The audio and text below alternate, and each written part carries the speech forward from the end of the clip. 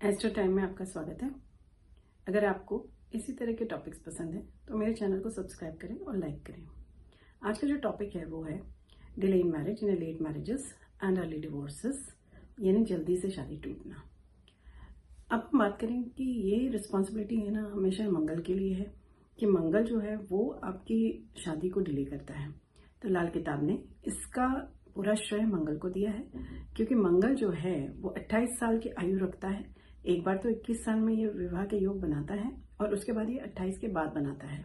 तो आप कह सकते हैं टू सम एक्सटेंट कि हाँ, मंगल इज रिस्पॉन्सिबल। फिर मंगल अगर सामने वाले का स्पाउस जो है अगर वो मांगलिक हो तो बेहतर होता है हमेशा, वरना देखा गया है कि शादी टूट जाती है या सामने वाले की जो स्पाउस है उसकी डेथ हो जाती है।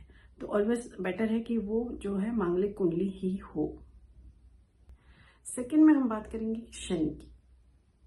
शनि अगर आपके लग्न में बैठा है, सप्तम में बैठा है, थर्ड में बैठा है, फिफ्थ में है कुंडली के, या 11th में है, तब भी ये डिले इन मैरिज करता है, क्योंकि ये संतान भाव को कहीं ना कहीं देखता है और इसकी दृष्टि जो खराब मानी गई है तो डिले इन संतान करेगा और उसी वजह से यह मैरिज को भी डिले करता है और करने के बाद में चलाने में भी ये दिक्कत देता है। थर्ड हम बात करेंगे राहु की। राहु अगर लगन में बैठा है, सप्तम में है, 5th हाउस में बैठा है, संतान के जो है भाव में बैठा है, 11th में बैठा है, तब भी यह प्रॉब्लम सेम देगा जैसे शनि देता है, संतान में डिले और फिर शादी में डिले। नेक्स्ट हम बात करते हैं शुक्र की। अगर शुक्र अपनी मित्र राशियों में बैठा है और ये अच्छे ग्रहों से ग्रसित रहे हैं, इसके फ्रेंड जो ग्रह हैं उनके साथ रहेगा, तभी तो ये बहुत अच्छे फल देता है। आपकी मैरिज में सुख में कोई प्रॉब्लम नहीं देता है ना। 12 नंबर में यह यानी उच्चिका कहा जाता है और उससे ऑपोजिट 6 नंबर में ये नीचिका।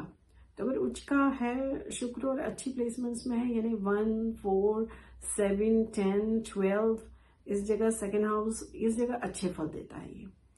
तो इसमें इन लोगों को कभी भी शादी से रिलेटेड इश्यूज नहीं होते।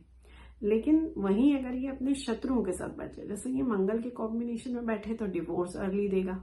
अगर ये कॉम्बिनेशन इसका राहु के साथ हो जाए तो ये संतान नहीं देता, अच्छे फल नहीं देता। फिर ये अगर अपने अति शत्रु चंद्र के साथ बैठ जाए तब भी ये आपको परेशान करेगा, आपकी शादी में परेशानी देगा, ये संतान में परेशानी देगा और मदर इन लॉ से उस व्यक्ति की पटती नहीं। नेक्स्ट आते हैं जो है सूर्य। अगर सूर्य 7th हाउस में बैठा है तब भी सिमिलरली जैसे मंगल के आपके फल हैं वैसे ही देगा। वो भी शादी नहीं चलने देता, डिवोर्स कराता है ना। ये 1 या 2 या 3 शादी तक भी हो सकता है। नेक्स्ट आता है आपका सूर्य बुध का कॉम्बिनेशन। जब हमारी लाल किताब जो है वो कहती है कि अगर सूर्य बुध है साथ में तो ये उच्चिका वहां पर मंगल बना देते हैं। अगर ये डिग्री ऑन डिग्री अगर कोइंसाइड कर रहे हैं तो ये उच्चिका मंगल वहां बना देंगे। अगर ऑलरेडी आपकी मंगलिक कुंडली है और एक और मंगल वहां बन जाए तो फिर ये और आपको परेशान ही करेगा। ये परेशानी ये देगा कि 2 मंगल हो गए तो फिर आपको आपकी शादी चलने में और दिक्कतें आती है। ये अनुमान तीनों चारों ग्रहों को देखना चाहिए। फिर ये देखना चाहिए कि आपका शुक्र कितना अच्छा प्लेस्ड है, तभी आपकी मैरिजेस अच्छी होती है। नेक्स्ट आता है टकराव। लगन से सप्तम को हर सामने वाली दृष्टि से जो ग्रह है वो पूरी तरह दृष्टि से आमने सामने एक को देखते हैं, यानी 7th जो दृष्टि होती है, यानी हमसे ऑपोजिट जो है, अपने से ऑपोजिट जो ग्रह होता है वो पूरी दृष्टि से सामने वाले को देखता है, सामने के घर को। तो अगर वहां पर सूर्य के सामने शनि बैठा है सपोज, तो अब ये सूर्य जो है वो शनि से टकराव में रहेगा ना, दोनों टकराएंगे।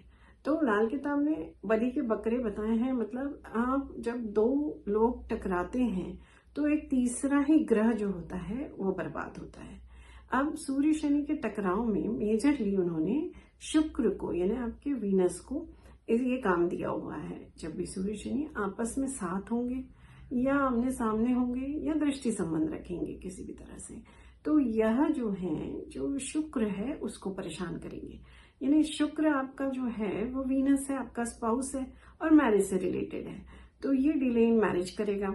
आगे मैरिज हो भी जाए जैसे तैसे तो फिर ये चलने नहीं देता आपके रिलेशनशिप्स को, और बाद में एक स्पाउस को हमेशा कोई ना कोई बीमारी रहती है, तो ये हेल्दी मैरिज नहीं देता।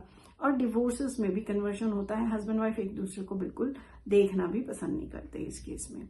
अब अगर हम बात करते हैं मंगल की, तो अगर मंगल भी शनि के साथ में ऑपोजिशन में रहेगा तो सेम सूर्य जैसे ही फल देता है जैसे सूर्य शनि का ऑपोजिशन है।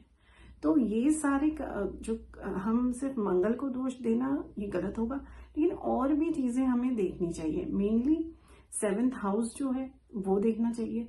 6th और 8 जो आसपास वाले हैं उसमें कोई क्रूर ग्रह तो नहीं है, ये भी देखना पड़ता है। लेकिन अगर हम सिर्फ मंगल को ही दोष दे रहे हैं तो वो गलत है।